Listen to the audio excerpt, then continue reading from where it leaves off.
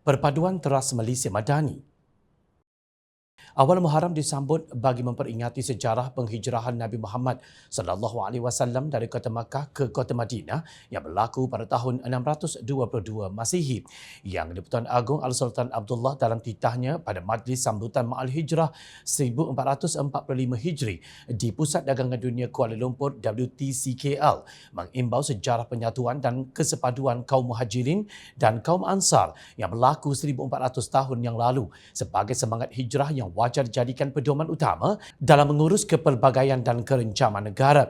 Yang di-Pertuan Agong mengajak rakyat negara ini bersama-sama menghayati tema sambutan Ma'al Hijrah peringkat kebangsaan pada tahun ini iaitu Perpaduan Teras Malaysia Madani.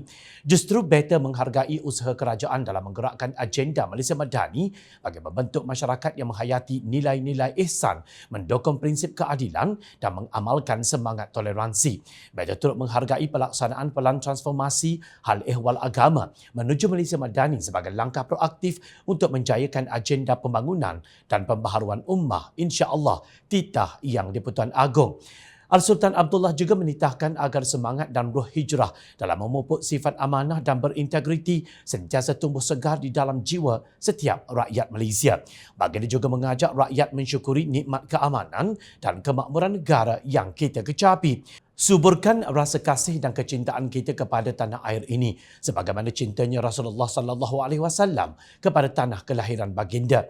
Baginda ingin mengajak seluruh rakyat bersatu hati dalam membentuk sebuah masyarakat yang lembut dalam berbicara, halus dalam berpesan, harmoni dalam ikatan persaudaraan, jujur dalam pekerjaan, amanah dalam menggalas tugas dan gagah perkasa dalam mencipta kejayaan titah Seri Paduka.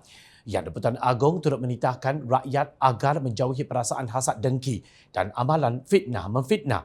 Seri Paduka bertitah bahawa rakyat hendaklah tidak berfikiran sempit dan negatif kerana sifat dan amalan itu tidak akan mendatangkan faedah kepada bangsa dan juga negara.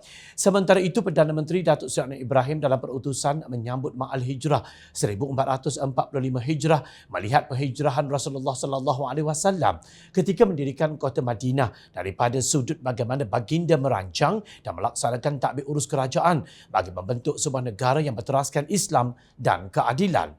Tak kala baginda meletakkan asas tata cara dan tata kelola sistem pemerintahan Islam, baginda mendahuluinya dengan pengajaran dan kefahaman mengenai soal akhlak, nilai dan juga prinsip. Daripada didikan kerohanian ini terbitlah dasar kenegaraan yang mencerminkan sikap rahmah dan adil buat semua, katanya. Menurut Anwar, hasil penghijrahan bersejarah Rasulullah itu membenamkan fahaman perkauman. Pakatan para Muhajirin bersama Ansar dan sebelumnya bersama Raja Asyahamah pemerintah negeri Habsyah mencerminkan semangat kerjasama dalam perkara makruf. Kota Madinah dilatari kepelbagaian agama, budaya dan bangsa. Kemudiannya didirikan atas nama umat yang satu, ujarnya. Dan berkata perpaduan hasil penghijrahan itu adalah satu pengajaran yang boleh diambil sama ada daripada segi pemikiran, sikap atau perilaku. Anwar memberi amaran bahawa Malaysia perlu dipertahankan daripada anasir perkauman dan perpecahan. Demikianlah hijrah Rasulullah dan para sahabat menjadi ibrah segar sepanjang zaman. Adapun kita pada hari ini, maka sayugialah dipertahankan bumi bertuah ini daripada anasir perkauman yang memecah belah. Keamanan dan kesabilan kini maqasid utama agar kebajikan rakyat terbela. Sementara sebarang usaha untuk merubah negara yang berperlembagaan dan berdaulat ini kepada negara perkauman yang huru-hara, walau seinci pun tidak sesekali akan dibiarkan, tegas Anwar. Beliau mengajak agar rakyat Malaysia sama-sama melaksanakan hijrah dalam arti kata yang sebenarnya demi mencapai kesempurnaan. Justru menjelang sambutan hijrah 1445 ini, marilah kita bertekad untuk melakukan hijrah yang hakiki, berhijrah dari kemungkaran kepada kebaikan, dari kebejatan rasuah kepada amanah, dari ketaksuban kepada minda yang merdeka dan dari perkauman sempit kepada ta'ayush silmi atau hidup bermuafakat, pesan beliau. Yang di-Pertuan Agong yang tidak memihak kepada mana-mana parti politik amat konsisten dalam setiap titahnya agar rakyat bekerjasama mempertahankan perpaduan dan menolak pemikiran yang menjurus ke arah perpecahan kaum. Titah Seri Paduka pada Hari Besar Umat Islam ini jelas menyokong usaha kerajaan perpaduan dalam merealisasikan agenda Malaysia Madani. Justru kedua-dua insan yang bersama-sama mengetuai negara dan kerajaan ini senada menyeru rakyat agar bersama-sama dalam menggerakkan agenda Malaysia Madani demi pembangunan ummah.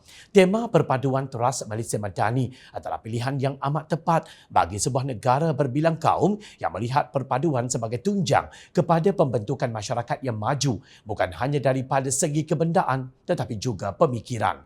Islam menuntut umatnya agar bersatu padu dan tidak berpecah belah atau terus bermusuhan seperti firman Allah Subhanahu Wa Taala dalam surah Ali Imran ayat 103 yang bermaksud, dan berpegang teguhlah kamu sekalian kepada tali Allah, yakni agama Islam, dan janganlah kamu bercerai-berai, dan kenanglah nikmat Allah kepada kamu ketika kamu bermusuh-musuhan semasa jahiliyah dahulu. Lalu Allah menyatukan di antara hati kamu sehingga kamu bersatu padu dengan nikmat Islam. Maka menjadilah kamu dengan nikmat Allah itu orang-orang Islam yang bersaudara, dan kamu dahulu telah berada di tepi jurang neraka disebabkan kekufuran semasa jahiliyah. Lalu Allah selamatkan kamu dari neraka itu disebabkan nikmat Islam juga. Demikianlah Allah menjelaskan kepada kamu ayat-ayat keterangannya supaya kamu mendapat petunjuk hidayahnya.